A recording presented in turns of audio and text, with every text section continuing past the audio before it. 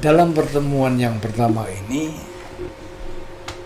kita akan merenungkan Allah adalah kasih, sebagaimana ditulis oleh Rasul Yohanes dalam suratnya yang pertama, bab 4 ayat 7 sampai 21.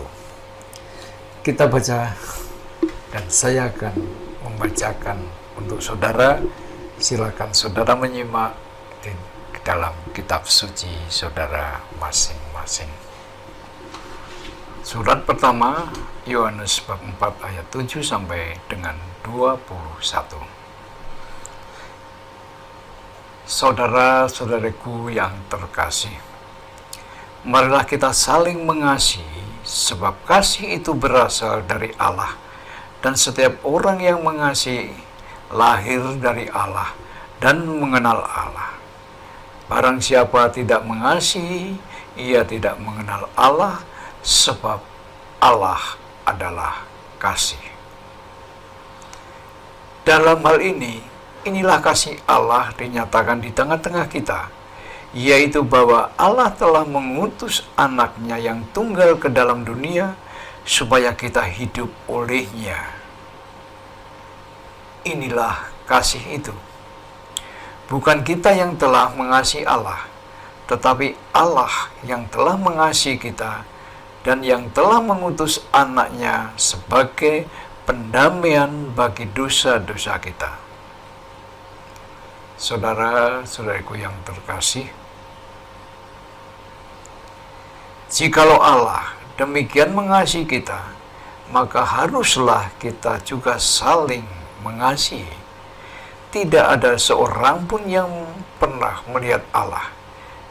Jika kita saling mengasihi, Allah tetap di dalam kita dan kasih-Nya sempurna di dalam kita. Demikianlah kita ketahui bahwa kita tetap berada di dalam Allah dan Dia di dalam kita. Ia telah mengaruniakan kita. Kita mendapat bagian dalam Roh-Nya. Dan kami telah melihat dan bersaksi bahwa Bapa telah mengutus anaknya menjadi juru selamat dunia. Barang siapa mengaku bahwa Yesus adalah anak Allah, Allah tetap berada di dalam Dia dan Dia di dalam Allah. Kita telah mengenal dan telah percaya akan kasih Allah kepada kita. Allah adalah kasih. Dan barang siapa tetap berada di dalam kasih, ia tetap berada di dalam Allah dan Allah di dalam Dia. Dalam hal inilah kasih Allah sempurna di dalam kita, yaitu kalau kita mempunyai keberanian percaya pada hari penghakiman, karena sama seperti Dia, kita juga ada di dalam dunia ini. Di dalam kasih tidak ada ketakutan. Kasih yang sempurna melenyapkan ketakutan. Sebab ketakutan mengandung hukuman, dan barang siapa takut, ia tidak sempurna di dalam kasih. Kita mengasihi karena Allah telah lebih dahulu mengasihi kita. Jikalau seorang berkata, "Aku mengasihi Allah," dan ia membenci saudaranya, maka ia adalah pendusta. Karena barang siapa tidak mengasihi saudaranya yang dilihatnya, tidak mungkin mengasihi Allah yang tidak dilihatnya. Dan perintah ini kita terima dari Dia. Barang siapa mengasihi Allah, ia harus juga mengasihi saudaranya. Demikianlah surat pertama Rasul Yohanes bab 4 ayat 7 sampai 21. Renungkan Allah adalah kasih. kita belajar dari Paus Benediktus. Pada tanggal 25 Desember 2005, Paus Benediktus mengeluarkan ensikliknya yang pertama. Dan ia memberi judul Allah adalah kasih. Deus Caritas Est. Ini dikutip dari surat pertama Rasul Yohanes bab 4 ayat 8 dan ayat 16 seperti yang sudah kita baca tadi. Paus Benediktus ingin menempatkan semua yang ia pikirkan, ia lakukan, ia putuskan sebagai paus dan seluruh karya pengembalaannya dalam rangka mewartakan kerajaan Allah, bahwa Allah adalah kasih. Mengapa ini begitu penting di zaman modern ini?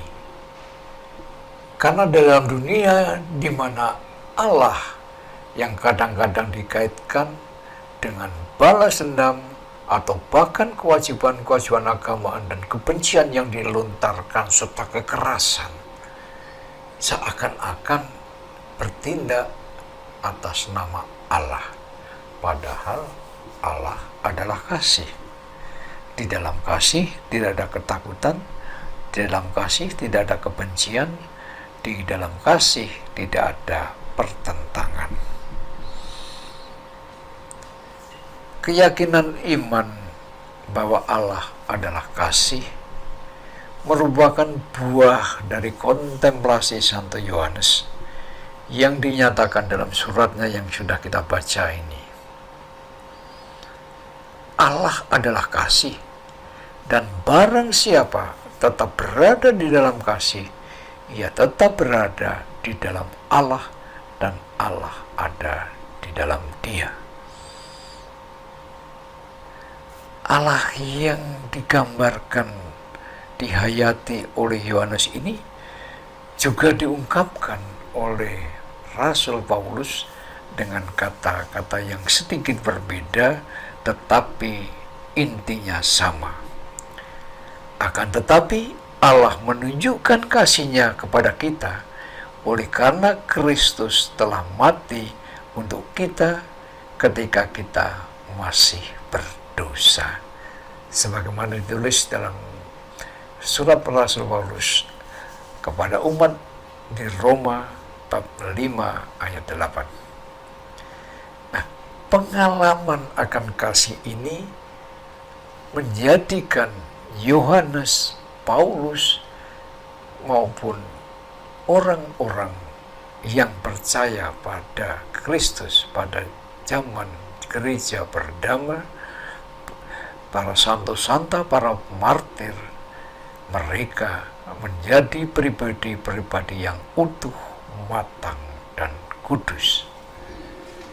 Tentu dengan penghayatan dan juga keyakinan Allah adalah kasih bisa menjadikan kita berkat,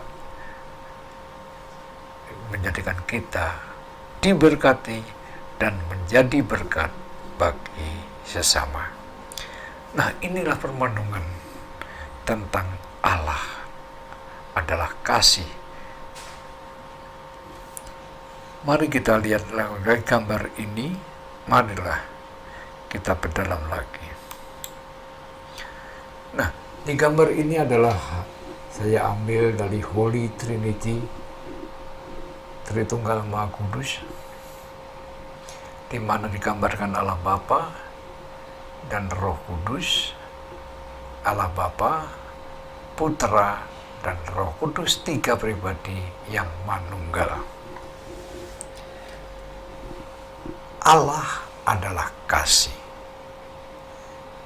Bagaimana kita bisa mengerti, mengetahui, memahami Allah adalah kasih? Kita melihat sosok Sang Putra, perjalanan hidup, sejarah hidup Kristus, baik sebelum, dalam perjalanan di dunia ini sampai sengsara, wafat dan dimakamkan, atau 3 hari kemudian bangkit dari antara orang mati, naik ke surga, duduk di sebelah kanan Allah Bapa, dan dia akan datang pada akhir zaman mengadili orang hidup dan mati. Ini semua menjadi wujud nyata dari Allah yang adalah kasih itu. Nah, maka dari itu, dengan melihat sosok Kristus, kita bisa memahami, mengalami kasih Allah. Bagaimana kita bisa bertemu dengan Tuhan Yesus? Yakni salah satu cara ialah membaca kitab suci. Maka dengan kitab suci ini kita akan dipertemukan dengan sosok Tuhan kita yang mewujudkan Allah adalah kasih itu. Maka jangan berhenti dan jangan lalai untuk membaca kitab suci secara rutin dan juga dengan ketekunan kita untuk berjumpa dengan Yesus yang kita imani itu. Nah, lalu prakteknya atau implikasinya bagi kita apa? Mari kita renungkan bersama. Yohanes dalam suratnya menyatakan Allah adalah kasih. Ia lebih dulu mengasihi kita sebelum kita mengasihinya. Dan kalau dia mengasihi kita, Allah mengasihi kita, berarti dia di dalam kita. Dan kalau kita mengasihi Allah yang diwujudkan terhadap kasih kepada sesama, Allah tinggal dalam diri kita. Maka orang Jawa mengatakan manunggaling kawula Gusti. Itu terjadi kalau orang berani mengasihi Allah dan juga mengasihi sesama. Karena di dalam kasih itu Allah tinggal di dalam kita dan kita dirangkul di dalam Allah. Manunggal kawula lan Gusti. Kasih Allah ini, Allah yang adalah kasih, diwujudkan secara nyata dalam perjalanan atau dalam hidup Yesus Kristus, baik perkataan maupun perbuatannya. Kasih itu sungguh-sungguh membawa sukacita, walaupun kita seperti diumpamakan di dalam perumpamaan. Yang pertama, dirham yang hilang. Yang kedua, domba yang hilang. Yang ketiga, anak yang hilang. Kalau kita lihat dari sisi negatif, pasti kita akan membaca judul-judul yang diberikan oleh LAI untuk perikopa itu. Dirham yang hilang, domba yang hilang, anak yang hilang. Tetapi kita harus berani melihat dari segi positifnya. Karena kasih Allah, maka ditemukanlah dirham yang hilang ini dengan penuh sukacita. Karena kasih Allah, ditemukannya domba yang hilang dan mendatangkan sukacita. Dan kembalinya anak yang hilang ini menjadikan sukacita bagi bapaknya. Maka inilah kisah, bukan kisah kehilangan, tetapi kisah ditemukan yang mendatangkan sukacita, karena disitulah terwujud Allah adalah kasih. Nah, mari kita renungkan.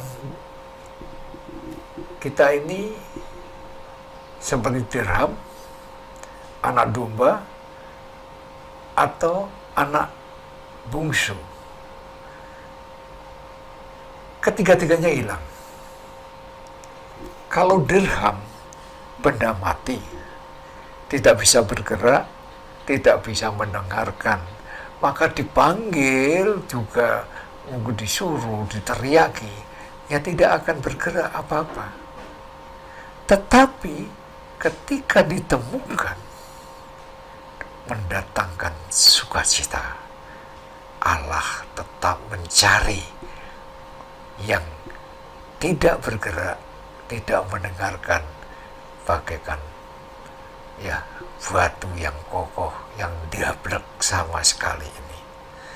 Tetapi kasih Allah tetap mencari orang seperti ini. Domba yang hilang. Domba bisa bergerak, tahu kandangnya, tahu gembalanya, tahu padang rumput, tetapi ia tidak tahu jalan untuk pulang. Maka kasih Allah lah yang menemukannya, yang mencari, yang aktif, akhirnya ketemu dan dipikul serta dibawa pulang ke kandang, ke padang rumput yang hijau. Kasih itu menemukan domba yang tidak tahu jalan pulang. Nah, anak sulung, dia manusia, bisa berpikir, ngambil keputusan, bertindak, dan juga tahu mana yang baik dan benar. Ini juga hilang. Tetapi kasih Bapaknya yang sungguh-sungguh tidak terputus, tak henti-hentinya menanti anaknya pulang, akhirnya menggerakkan hati sang anak ini. Ketika dia sudah menghabiskan segala-galanya, kekuatan dia, pemilikan dia, akhirnya dia terpuruk, harus hidup di antara binatang-binatang, hidup lingkungan yang tidak layak. Tapi anak ini punya pikiran, punya pengalaman, lalu ia merenungkan, di rumah bapakku banyak kelimpahan, dan bapakku yang sudah kusakiti itu mungkin akan menghukum saya, tapi saya tidak peduli. Yang penting saya akan datang minta pengampunan. Karena keresahan hatinya, dia pulang dengan takut, dengan was-was, dengan segala pikiran-pikiran negatifnya, akan hukuman, akan maki-makian. Tetapi apa yang terjadi? Bapa yang baik itu tidak memaki, tidak menghukum, bahkan mengganti pakaiannya yang kotor, lusuh dengan jubah yang indah, dan jari-jarinya yang dulu gemerlap dengan cincin, lalu karena dijual dikembalikan dengan memasang cincin baru. Tidak dihukum, tidak disingkirkan, malah diadakan pesta. Inilah kasih Allah yang ditunjukkan kepada siapapun, baik yang bandel yang tidak mau mendengarkan, baik yang tidak mau pulang, baik yang menolak, bahkan kurang ajar terhadap orang tua, semuanya dirangkul. Dan karena kasih Allah, datanglah sukacita itu. Maka saudara-saudara yang terkasih, kita bisa berpikir, saya ini dirham, domba, atau anak yang hilang. Tapi jangan pernah kehilangan iman dan identitas kita, bahwa Allah mengasihi kita melalui Tuhan kita Yesus Kristus dan membawa kita ke dalam sukacita, karena Allah bukan hakim yang kejam, karena Allah bukan pembalas dendam, tetapi Allah adalah kasih. Nah, maka dari itu, kasih Yesus ini diberikan pada gereja, kepada komunitas orang beriman, baik secara komunal maupun secara pribadi. Maka pengalaman akan kasih inilah yang menggerakkan kita untuk membalas kasih Allah dengan bertindak mengasihi sesama, menjadi orang Samaria yang baik hati. Inilah yang bisa kita lakukan untuk membalas kasih Allah yang begitu besar melalui putranya Yesus Kristus. Nah, inilah yang ingin saya ungkapkan, saya tawarkan kepada Bapak Ibu sekalian untuk memberikan pegangan atau mari. Nah, Bapak Ibu yang terkasih, inilah yang bisa saya tawarkan untuk permenungan dalam minggu pertama ini dengan tema Allah adalah kasih.